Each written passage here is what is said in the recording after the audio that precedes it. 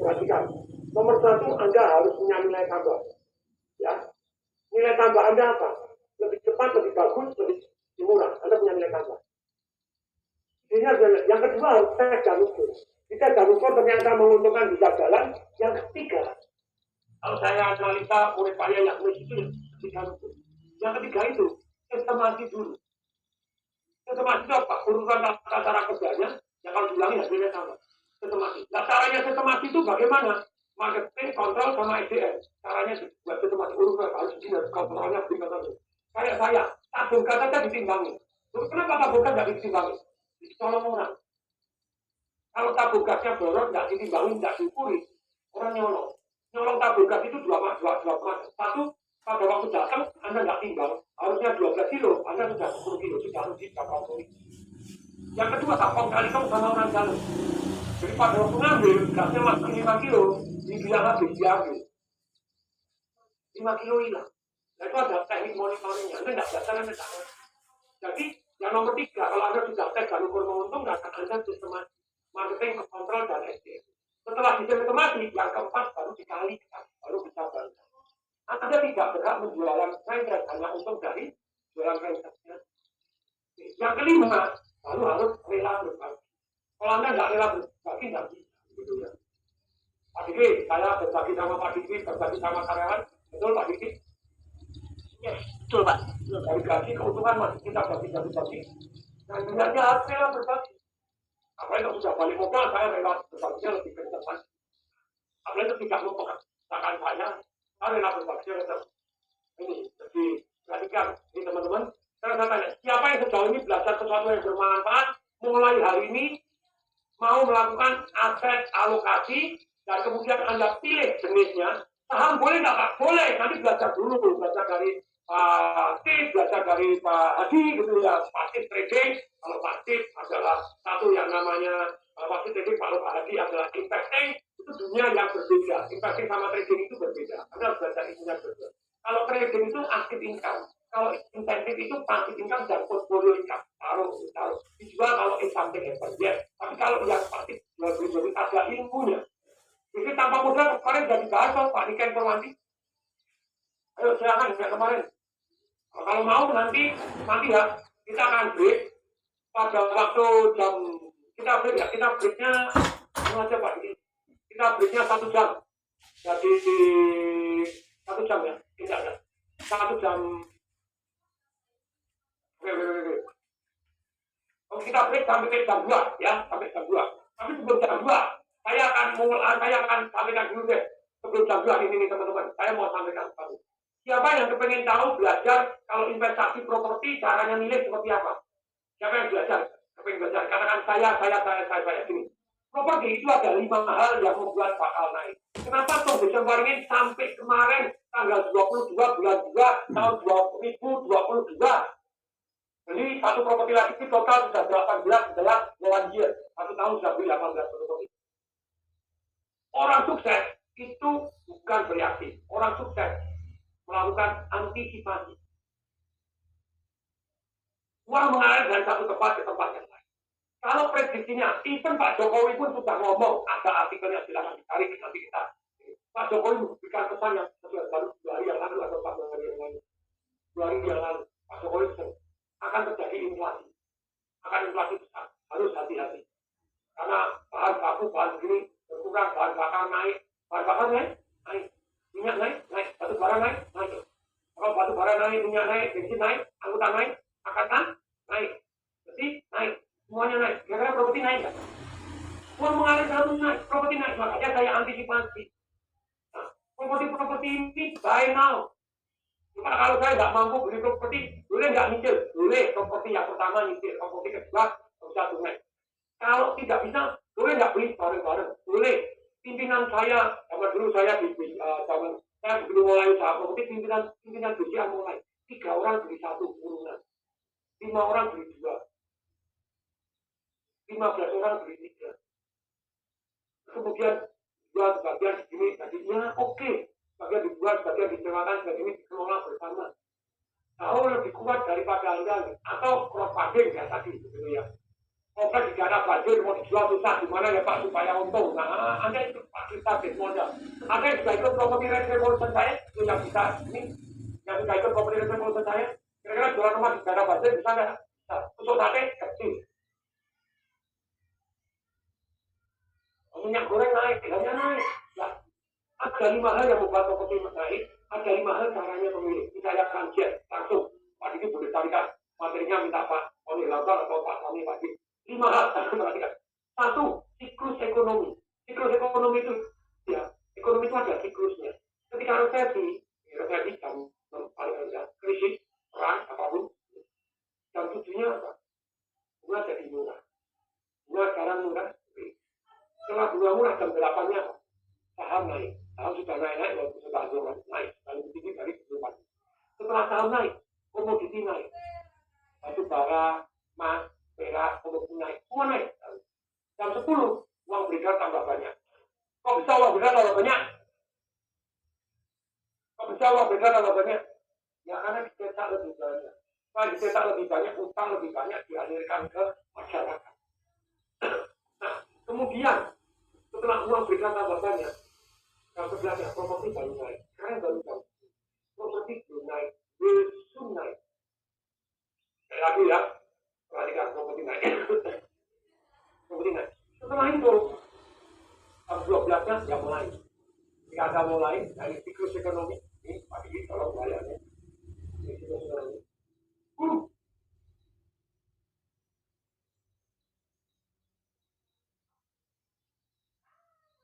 Bunga naik, sudah naik.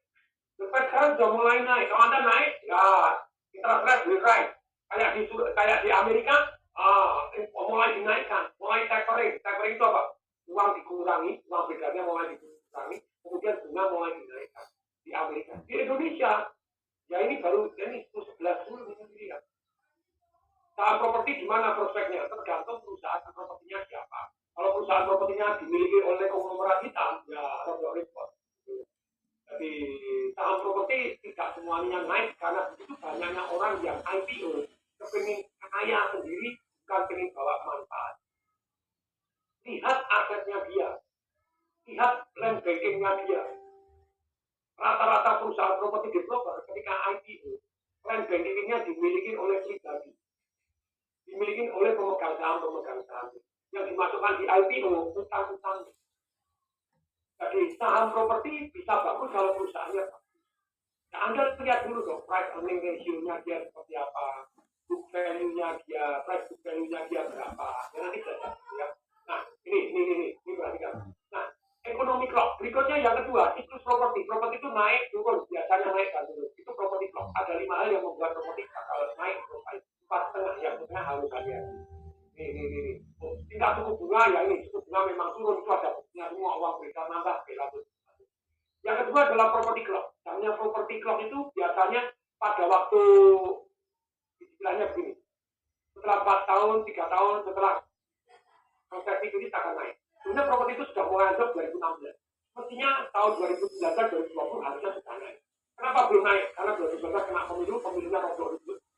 Biasanya kalau menurut sejarah sebelum dan sesudah pemilu itu 19 atau 19.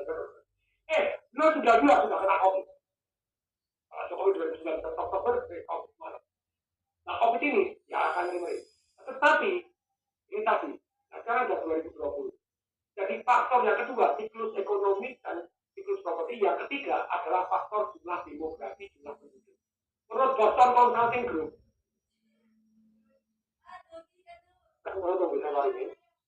di tahun 2003 sampai 2020 Indonesia menambah 68,7 juta orang kaya baru.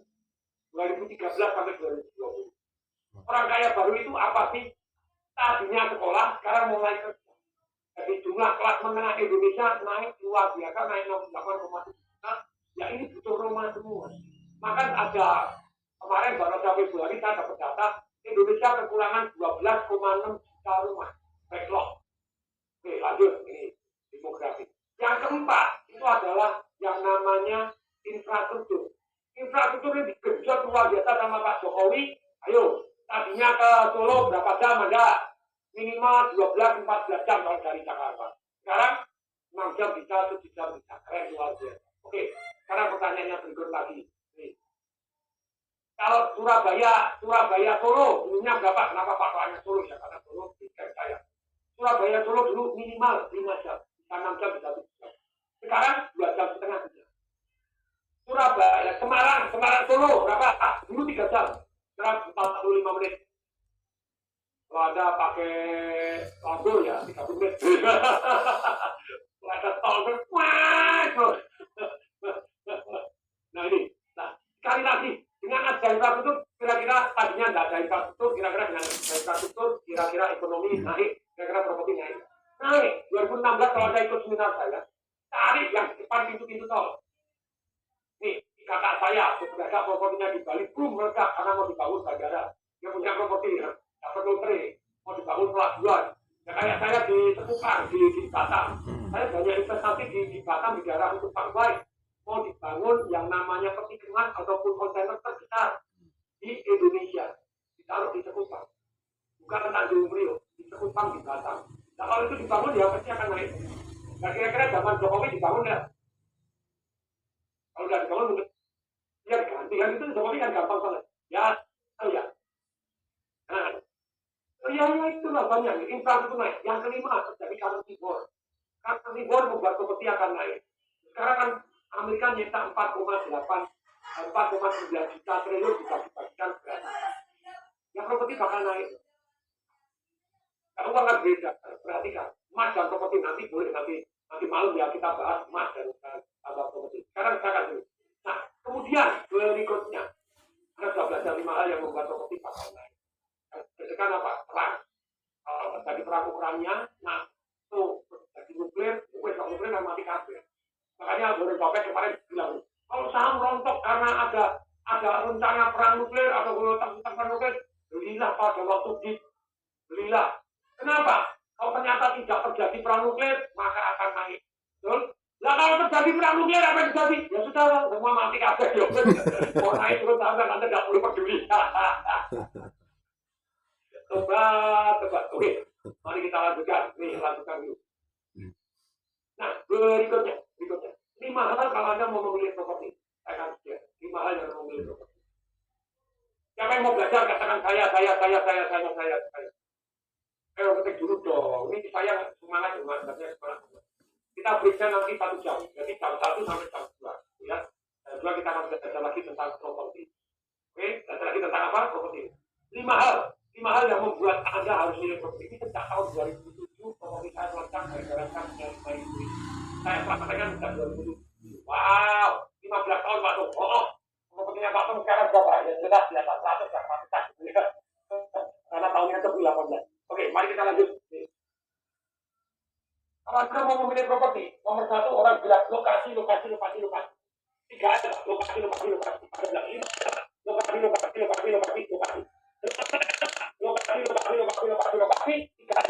lagi lokasi. Kalau lokasi baru 1. Lokasi cari yang apa?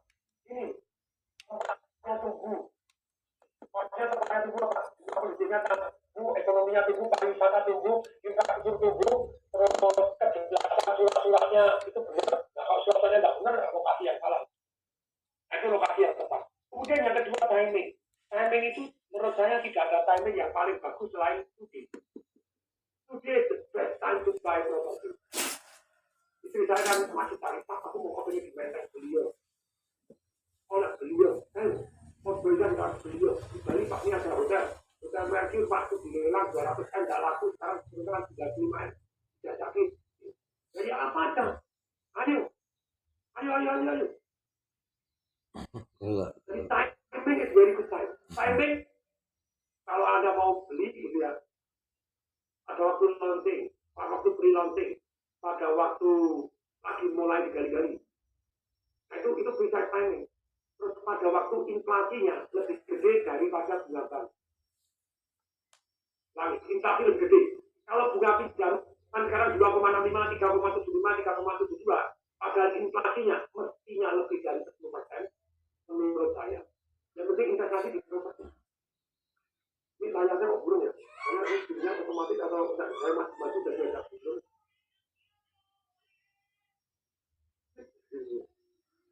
Nah, 5 lihat itu timing yang terbaik ketika inflasi lebih tinggi daripada bunga bank. That's a good time to buy property.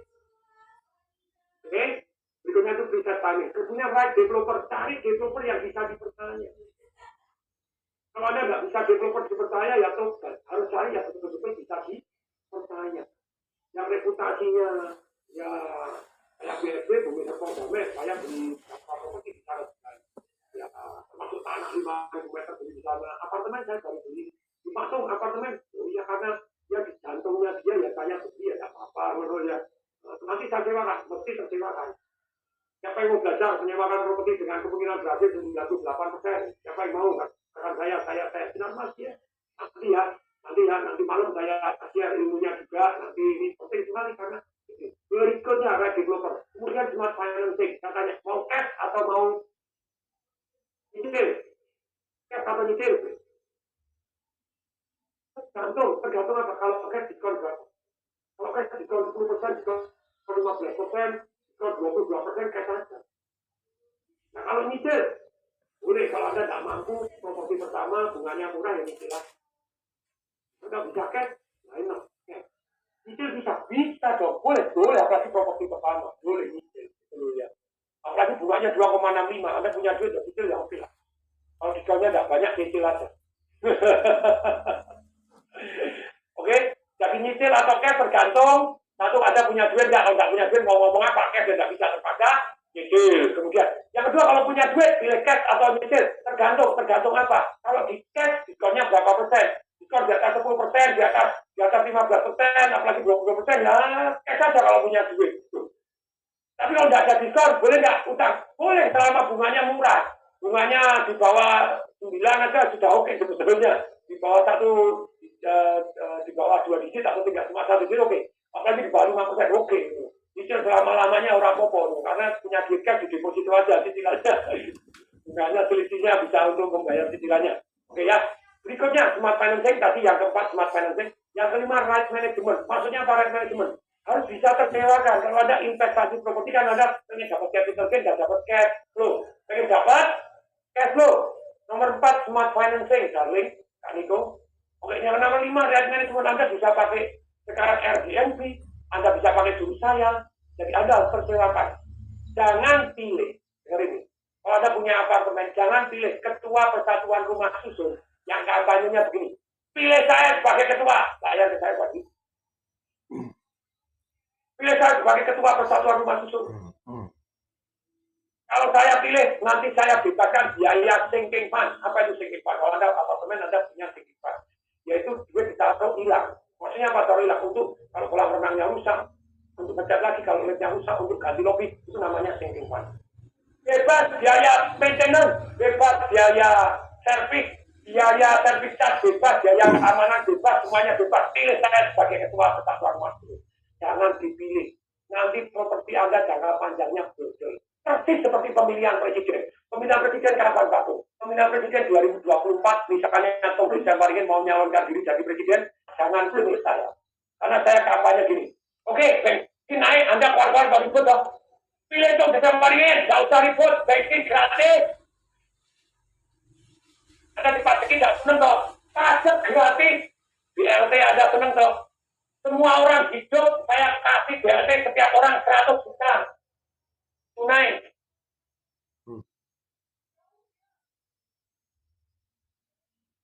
Angker negara ini dul.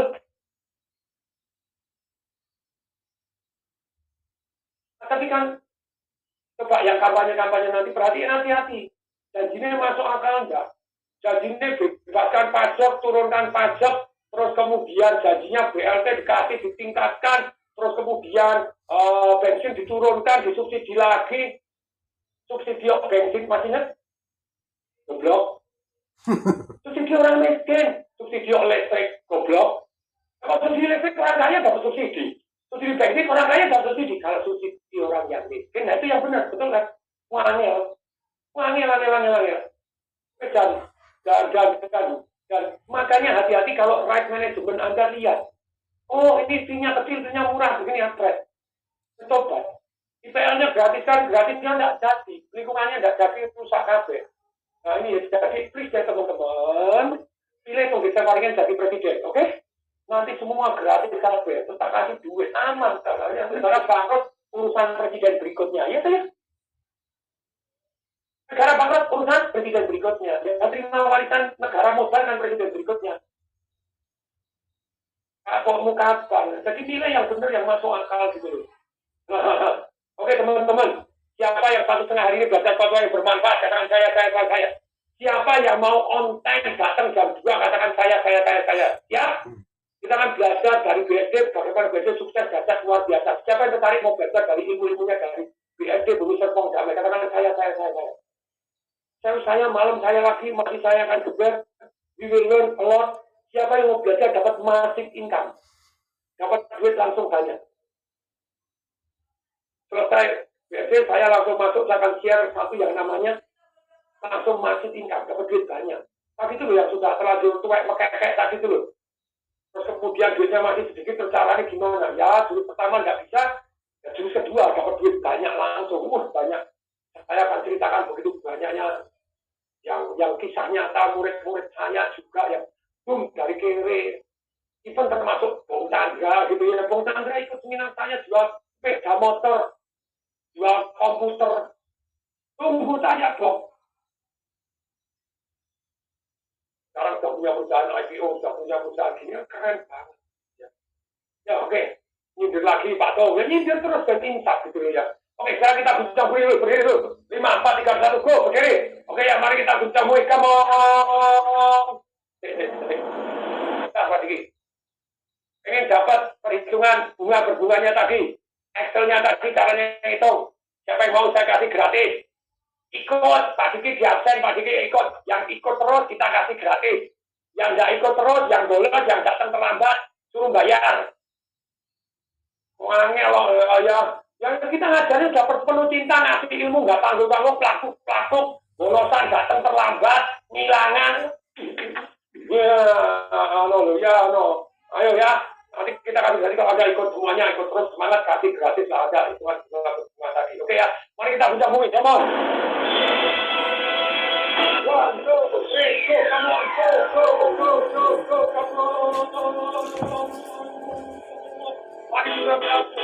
Oh, yes. Wow, kita berlaku.